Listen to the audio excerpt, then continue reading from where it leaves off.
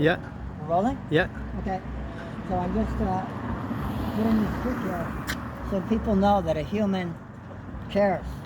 You know, all these sticks are put here and put this steel rod over it. Instead of it all going into the trash, you can reuse it for gardening. It's kind of like being a ninja of being a servant of the Great Spirit. Almost try to figure out how any material object can possibly be a tool or an instrument for doing the Great Spirit's work. So all these sticks are stuck in here just so people can kind of see, like this is a big, come close, please. See, this is a baby avocado. So I'm fine with the plants being here. Some people would say, remove too many, but I think it's good to have soil covering to reduce erosion of soil. Like we had all these heavy rains. If this nice grass wasn't all here helping hold the soil, it could have been eroded in the floods. But it actually helps the earth absorb it.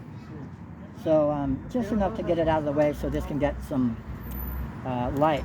This is a baby avocado from pit, and someday it can grow taller than a person. It usually around here grows about 2 or 3 feet per year.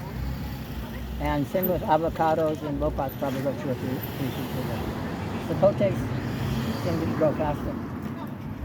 So there's some rocks here, putting rocks and little bricks of concrete pieces to help protect it. And so people know, you know, they don't just step there. They know that someone loves this and cares about it. If they put rocks around it and sticks around it, it's a communication. They're trying to say, you know, love it as I do. In the drought seasons, you all can pay attention and water plants and trees, especially if they're babies. Like people might, it's kind of like the internet before the internet. The internet of everyone being connected to the Great Spirit's supreme consciousness, higher conscious awareness, and just flowing in harmony with the divine design on your own independently. Like if it was the drought season, summertime here, you would just know. You'd see, learn to identify what they look like. Avocado, loquat. This one's loquat, baby loquat fruit tree. And it was grown in a pot from seed to begin with, probably several seeds altogether. And then I think it's okay to do that.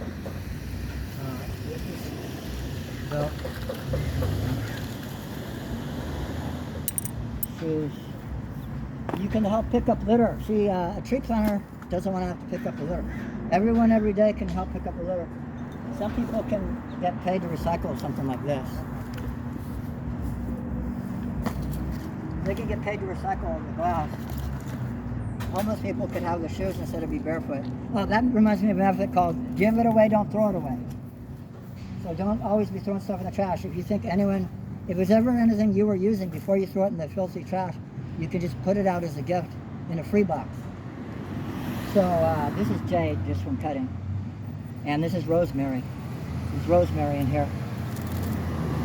I like to plant things together because they can all, I don't really think, I mean, I've heard there can be, the roots underneath can do biochemical warfare where they're trying to struggle to, you know, lay claim to who gets to have roots under there. But I think they can be a loving family. This is fennel. And it can grow even taller than a first story. It can grow like more than 12 feet tall. That one fennel can produce enough seeds that eventually this whole thing can be full of fennel. I had planted these with the help of some Koreatown youth group that, you know, if you promise you're going to care for the things. It's not a fruiting loquat, but it's in that family.